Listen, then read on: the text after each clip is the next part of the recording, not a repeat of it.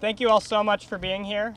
My name is Jonah Gottlieb. I'm the Executive Director of the National Children's Campaign and the Director of one of our environmental initiatives, Schools for Climate Action. We feel at the National Children's Campaign and Schools for Climate Action that it is so important for young people to be educated about this crisis, because without knowing about the issue, there is no way that our generation can rise up and show the world that we need urgent climate action now. And so I'm pleased that we've been able to work with Congresswoman Barbara Lee on this resolution expressing the need for comprehensive climate education in schools. And so I'm proud to introduce her this morning. Thank you. Good job. All right, Jonah. Thank you so much. Thank all of you for being here, and thank you, Jonah, for that very warm introduction and also for your tremendous leadership. This is what it's about. You are the future, and climate change is going to affect the planet. It's going to affect you as young people, and you're going to be the ones who are going to make sure that we have a world that is safe and secure, free of global warming. And so I just want to thank all of you for being here, and also to the National Children's Campaign, the Students for Climate Action, and to our local District of Columbia students. Thank you all so much for, I know you didn't skip school, but thank you for being here today. This is part of what learning is all about. This is education. This is seeing your government in action. And so I'm so proud to stand here with you and with my colleagues, Congresswoman Brownlee, Congresswoman Dingell, and Congresswoman Grace Meng. Where's Grace? Right here. These and Barragan, Annette, are here supporting you and working for you, but making sure that you have the leadership here on Capitol Hill that you deserve, because we're your voice until you come here as members of Congress. And I think this is a great kickoff for your life in public service. Let me just say a couple of things. Tomorrow, of course, first Greta Thunberg. She's a young climate activist from Sweden who boldly skipped school one day a week to protest the need for more climate action. Her act of defiance, and that's what it was and is, has really evolved now into a movement and set the precedent for a generation of climate activism. Now, in America, more than 25% of American students are taking action to urge us to address climate change. And in large part, that's why we're with you today, because of the power of you, the power of young people. We're facing a global climate crisis, and we can't wait any longer to do something about it. Now, around the world, we are witnessing the effects of this growing climate crisis. Hurricanes are more disastrous, sea levels are rising, and the Amazon is burning, damaging the quality of the air we breathe. We see the impact of climate change clearer and clearer, yet the Trump administration continues to deny its existence, and they continue to do everything it can to undo decades of progress on protecting our environment. From withdrawing from the Paris Climate Agreement to expanding oil and gas drilling around the country, to rolling back standards for toxic emissions, to most recently revoking stricter standards for cars and light trucks in my home state of California. This administration has shown really it's been a reckless disregard for the health of our environment, our communities, and our children. But there's a lot of hope. So I'm excited to be with thousands of students around the country, many of whom are with us today. You'll stand up tomorrow, we will stand up tomorrow to demand congressional action on climate change. I'm proud of all of you because it's way past due. That's why I'm introducing the resolution that you all have helped to write to support climate change education in U.S. schools. In order to effectively act on our changing climate, young people need education on its causes, consequences, and possible solutions. Then maybe you can educate members of Congress about that. Climate change is a generational justice issue that disproportionately affects youth and minorities. It's vital for everyone to understand the effects of climate change, what it has done in communities. I come from El Paso, Texas, and I lived in a community where toxic pollutants damaged the health of most of my friends and family members because they sited these smelters right in our neighborhood. We have to be concerned about the disproportionate impact of climate on those living in poverty and of course our younger generations. And so we need to teach every young person the human impacts of climate change and how to address our warming planet before it's too late. So for the sake of our children, our grandchildren, and the future of our planet, I just want to say thank you very much, because you all are going to be the ones that will change and are the change that we need to see in this country and throughout the world. Jonah, you want to come back now? Because Jonah's going to actually moderate this press conference for us, and I'm very proud of you. And thank you all very much again for your tremendous leadership. Thank you so much, Congresswoman. I'm so proud to actually have been born in Congresswoman Lee's district. I'm now in Jared Huffman's district in Northern California in Sonoma County. And being in Jared Huffman's district, working also with Congressman Thompson and seeing the effects of the fires that have only been exacerbated by this crisis, I know that it's important that every single student in America and every single student around the world knows how to combat the climate crisis, and that is why it is so important that we have this resolution. And it's also so important that students helped craft it. Students came to Congresswoman Lee's office back in June as part of our Schools for Climate Action Advocacy Summit, and we were so inspired and really fortunate to be able to work on this piece of legislation with her. And we're so grateful for the other members of Congress who are here supporting us today. So next up, we have Congresswoman Debbie Dingell, who is a wonderful member of Congress from Michigan, and we are so grateful that she is here this morning to support us as well. Thank you. All right. Thank you, Jonah. And what I really want to say is thank you to all the young people that are behind us and inspire all of us and bring us hope every day. And to Barbara Lee, who is a leader, a nurturer, a glue for so many things. And I told her today she always smiles. She's happy because she knows what she does is right. And I can't thank you enough. And to be here with my other women colleagues. But this resolution matters because we need to send a signal. The time is now. If not now, when? And you know, my husband, who loved the outdoors, used to say that we borrow the lands and the air and the environment that we use today for the generations to come. And we have a moral responsibility. And for too many, they don't. Global climate change is real. Our administration may not realize it, but it's real. And we need to educate our young people about what is happening, how to address it. So many people don't understand what a carbonless society would mean. It's the release of carbon. Where is it coming from? How do you address it? How do you substitute it? You know, I got asked today on, yes, it was Fox, wasn't it a crisis that it was not a good thing that Saudi Arabia was bombed, but think about it. When we move to a carbonless society, we won't be dependent upon foreign oil or oil here. So why do electric vehicles matter? Why do all kinds of things matter? So we've got to improve the public's understanding. And we do that by our youth, by educating them in the schools about what they need to do. And you know what? People don't like listening to, I respect my colleagues up here. They probably get listened to more than I do. But our young people, they are the messengers. They bring us all hope. And they need to learn, and they can go out and take this fight on. And they will hopefully do better than some of us. So thank you very much. Thank you, Congresswoman. Before we proceed, I'd just like to acknowledge also that we are on the traditional land of the Piscataway people. All right. And that for so long this movement was led and is still led by young Indigenous women in this country and around the world.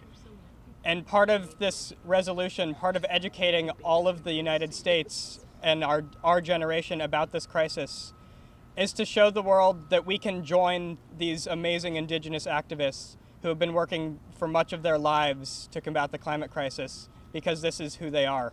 And so I speak today with Takata Iron Eyes in mind, a 16-year-old activist who was instrumental in the No DAPL protests a few years ago. And she couldn't be with us today, but we are so proud to be working with her as well. And we are so happy to have these other members here supporting her work, supporting our work, and supporting our right to a clean planet and a future where we can all thrive. So next up, I'd like to introduce Congresswoman Grace Meng. She has been a fantastic ally on this as well, and we are so proud and honored to have her here today. Thank you. Thank you, Jonah. You're doing a great job. Hi, everyone. I'm Congresswoman Grace Meng from Queens, New York. It's great to be here, and I especially want to thank all of our students, all of our young people, for being such powerful and effective messengers. As always, I want to thank Congresswoman Barbara Lee for her important resolution about the importance of teaching climate change in schools.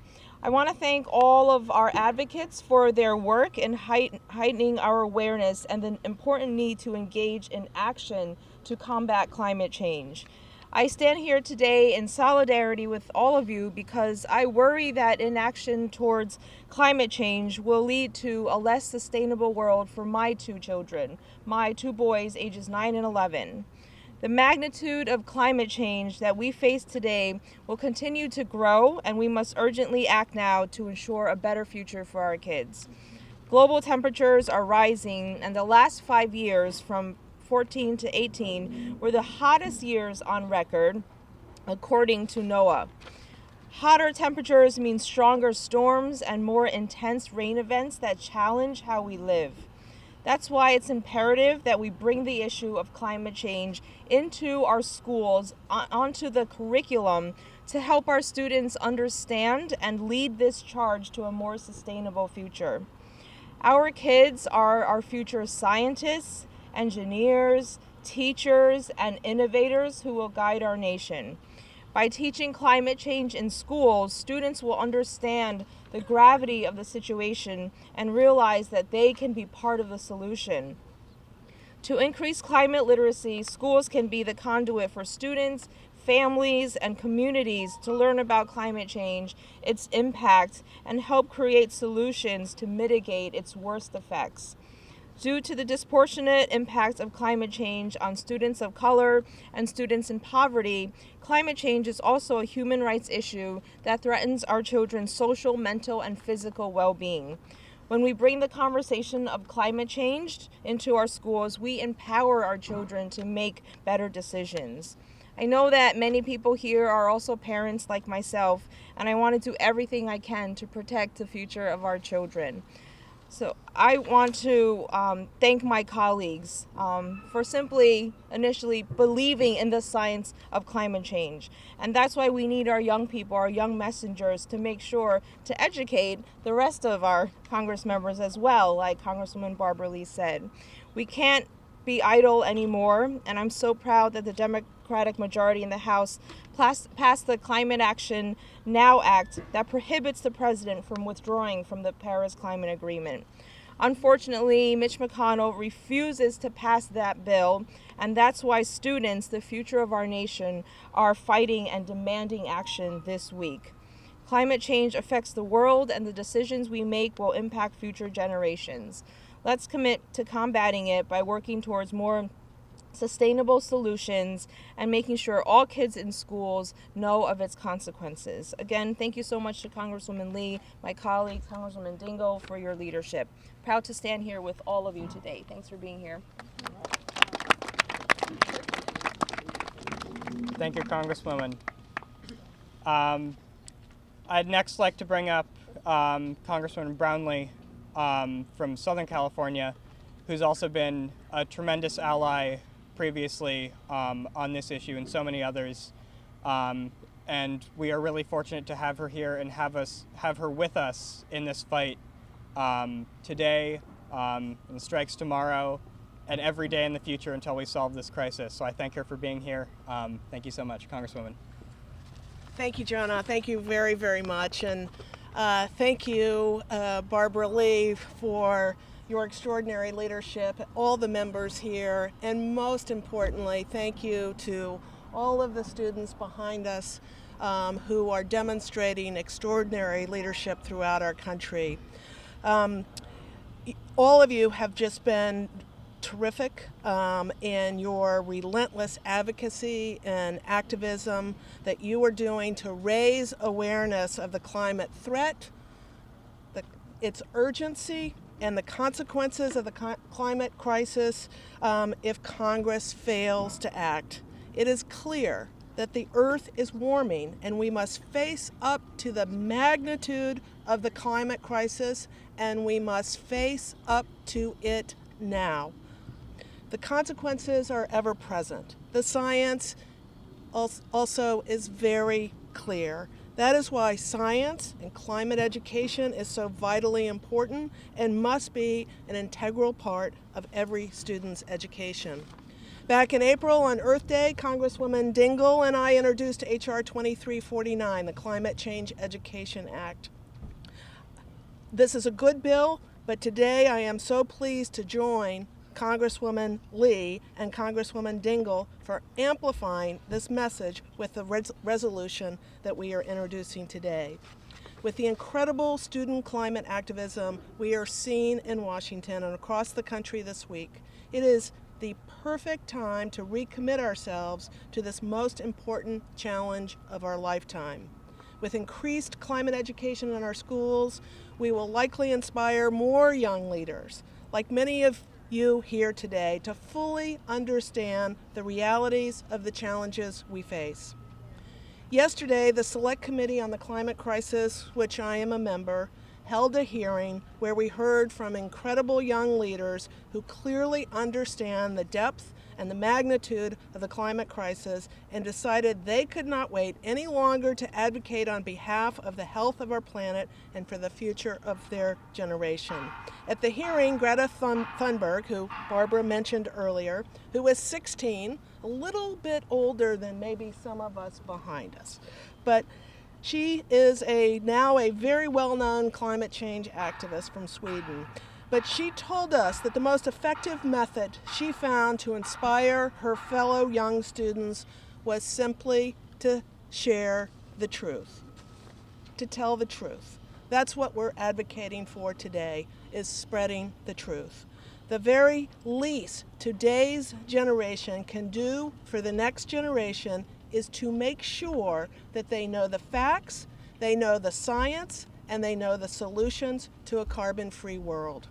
Addressing the climate crisis is our country's most important mission of our lifetime and probably the most important mission in human history.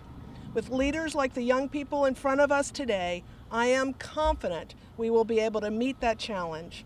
So let me close by saying that I stand with you. I stand with all of you in this fight, not only because it's the right thing to do, but because our lives and the lives of your generation and the generations after you depend upon it.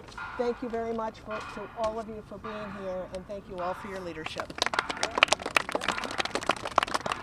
Thank you all so much. Thank you, Congresswoman. I'd like to speak a little bit about the future and what a world where I'd like to speak a little bit about the future, thank you, and what a world would look like if every single American student was engaged and is as engaged in fighting the climate crisis as these amazing young people behind me. So there are 74 million Americans under the age of 18 in the United States. And at the National Children's Campaign, our mission is to prioritize the issues that matter to all of them, because just because we can't vote yet doesn't mean we shouldn't have a voice in our government. And so we are so honored today to have Congresswoman Annette Berrigan here to help us in this fight, to speak about the importance of climate education, and to help us galvanize the youth of America and to get all 74 million young people in this country active and fighting this crisis with us. Thank you, Congresswoman. So my first question is to all these students. Are you ready to go out there and make some change? Yes! All right. And how do we do that? Knowledge is power. It's through knowledge that we're going to empower these young people, our change agents, to go out there and lead this movement, to continue to lead this movement, educate those who don't understand climate and continue to deny day in and day out that it is happening. When I was a kid, we had a home right next to the freeway. I thought it was kind of cool because you can get right on and off the freeway really quickly. I had no clue about the air pollution and what it meant to have cars, dirty cars, burning fossil fuels coming down the freeway and what it did to our health. Had I known, had I had that education as a child, I would have been a person who could stand up and say this is wrong and we got to move toward cleaner, greener vehicles, which is causing and impacting climate change. And so I stand here in support of our young people, in support of this effort Barbara Lee has taken and is moving because we have to continue this movement. And again, knowledge is power, and these are the young people who are going to lead it. The more we educate, the more change agents we're going to have on the ground. And with that, thank you so much for this today. Thank you, guys. Thank you to all the members of Congress who were willing to join us today and show their support for this youth movement. We're confident that this will only grow as more and more students are educated about this crisis and take to the streets tomorrow, September 20th, to take action as part of the global climate strikes. I'd now like to introduce Kate Roney, a student from Sonoma Academy in Santa Rosa, California, who is one of the few students who was instrumental in this process of helping draft this resolution for Congresswoman Lee to introduce today. We're so honored to have Kate here. Please give it up, Kate Roney.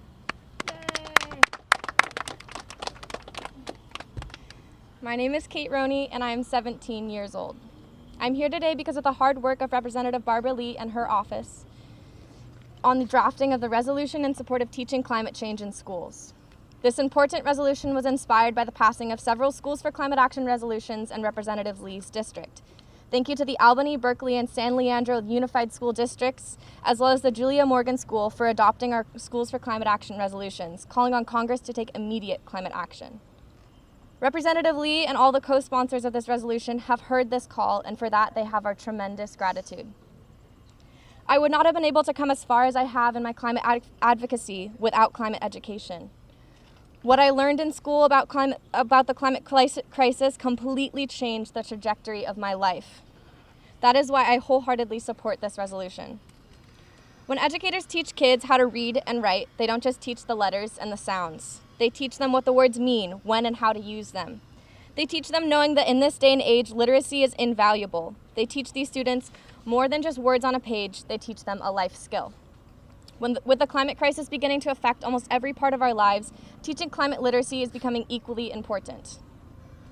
But just as we cannot just teach letters, we cannot limit climate change to the numbers and facts. There is so much of climate change that cannot be quantified. You cannot count grief or anger or pain or despair. And we can't just hand children information from experts and expect them to figure it out on their own. They need to interact with and learn how to react to the facts. Schools need to teach current and future generations how to take action and enact meaningful change, how to stand up in the face of injustice and how to voice their opinions articulately. Students must be encouraged to engage in the betterment of their school's sustainability initiatives and to participate in nonpartisan climate advocacy. They must be exposed to climate justice curriculum and must be taught about the inequalities this issue exacerbates. There are many great steps to take, but for a true paradigm shift to occur, part of that change must come from the classroom and the education sector. Not giving the students the tools to create meaningful change and the skills to cope with this emergency is essentially abandonment. By not speaking up about the climate crisis, the education sector is participating in child neglect. Climate neglect is child neglect. School-aged children and younger children are uniquely vulnerable to the climate crisis. The World Health Organization estimates that 88% of the global climate change burden will fall on the shoulders of children 5 years or younger. This is not only a children's issue. The climate crisis is a generational justice, human rights, and equity issue. The climate crisis is a defining issue of our time. How can schools do anything but prepare my generation and future generations for how to live in an already permanently altered world? School teaches us how to learn and how to be human, but we cannot exist separately from the climate crisis. It is the most intersectional and inescapable issue humanity has ever faced. No person, politician, or student will remain untouched by this crisis. This does not mean it is hopeless. It means, though, that we cannot hesitate or waste any more time. We can't go back in time and fix our past mistakes, but we can prevent future ones. We can begin this change with our most energetic and unstoppable demographic, the youth. In order to do this, we must be taught what is coming, but also how to deal with what is already happening. Teach us climate history and our past mistakes, but also about the opportunities we have in the future. Don't make us do this alone. Don't make climate advocacy something we have to give up everything for. Make it accessible and make it equitable. Don't just teach us the alphabet and expect us to read Shakespeare. To prepare for the world, we must be prepared to handle this crisis. Talk to us and with us. Open our eyes and our minds. Teach us the skills to save ourselves. Thank you, Kate. Next up, we have another student from Sonoma Academy in Santa Rosa, California, Christian Hernandez. Hello, my name is Christian Hernandez. I'm 17 and a senior at Sonoma Academy in Northern California. I would first like to thank Representative Lee for her constant support for climate action and for her involvement towards advocating for climate education. I would also like to thank the National Black Council and the National Hispanic Council of School Board members for being the first two national education organizations to speak up assertively for climate justice as a part of our campaign. In 2017, the devastating wildfires left a permanent mark on my city, and everyone that was severely affected are still battling with the trauma today. However, when the fire hit, there was a lack of understanding as to how that horrific event occurred, what the solutions were to solve the problem, and how to deal with the mental and physical trauma that occurred after. Everyone, especially young students in this country, must receive the climate education that they deserve. Climate education should be recognized across all schools, including low-income communities and schools with the majority of students of color. I am very fortunate to be able to stand up here today and share my perspective and my support for climate action, though I know many people don't have the chance to. According to the New York Times, 67% of Hispanics said that they would be hurt personally to a significant degree if nothing was done to reduce global warming, and that 63% of Hispanics said the federal government should act broadly to address global warming. Although there is a strong support for climate action within the Latinx community, they are underrepresented and don't often have a platform to advocate for Congress to act. Minorities more than ever need the resources and opportunities to learn about the ins and outs of climate change.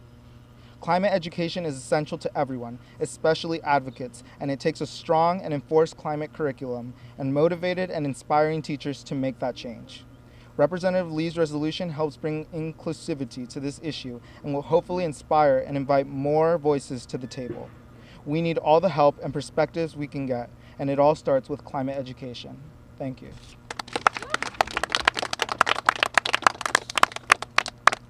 Thank you, Christian. So the climate crisis did not just come out of nowhere. It didn't just appear. It came because of these systems that we have in place in our society. These systems of oppression like racism, like the patriarchy, and like colonialism, that are and our messed up economic system of unregulated capitalism that is contributing to this issue, because our government is not at a place right now where it can take a stand and stand with the next generation. And so when we fight the climate crisis, we have a tremendous opportunity to not just solve one problem, not just solve the climate crisis, but dismantle these systems that are hurting so many people in the process. And so I'm really grateful to have all these students behind me, because I know that they're going to be with me and with the National Children's Campaign and with Schools for Climate Action every step of the way as we fight this crisis. I'd next like to introduce Nancy Metzger-Carter, a teacher at Sonoma Academy in Santa Rosa, California, who was instrumental in the introduction and drafting of this resolution. Nancy. Thank you so much, Jonah. Hello, everyone. My name is Nancy Metzger-Carter. I'm a sustainability educator at Sonoma Academy, a Schools for Climate Action leader, and the first United Nations certified climate change teacher in the state of California.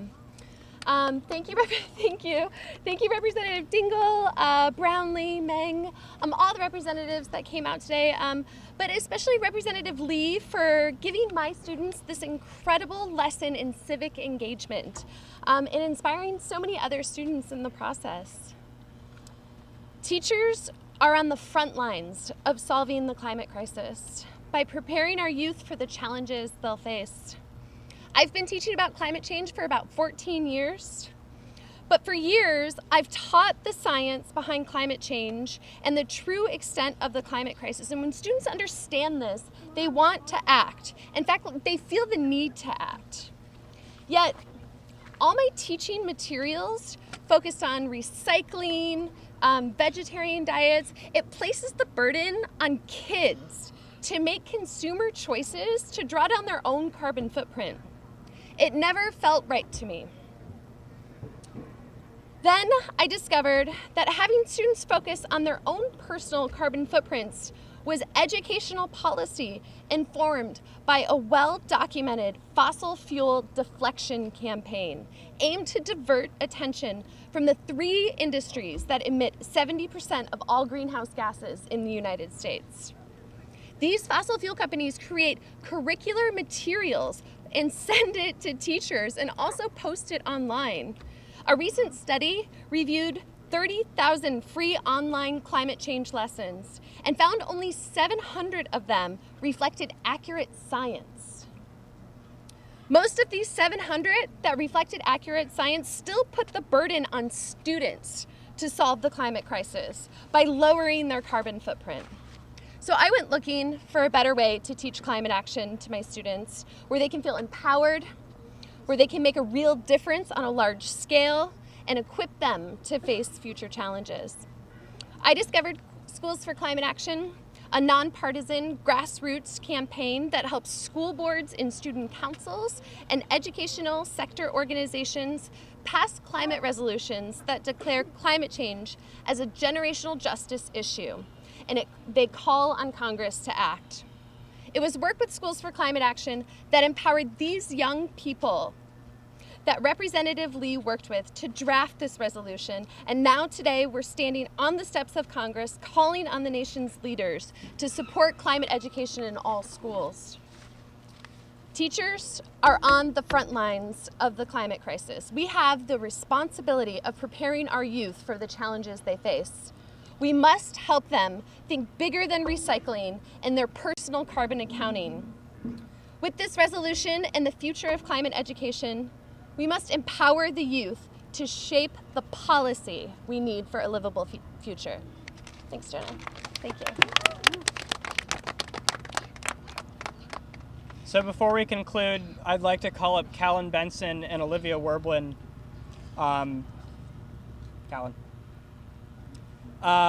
Callan was one of the joint first striker in the United States of America.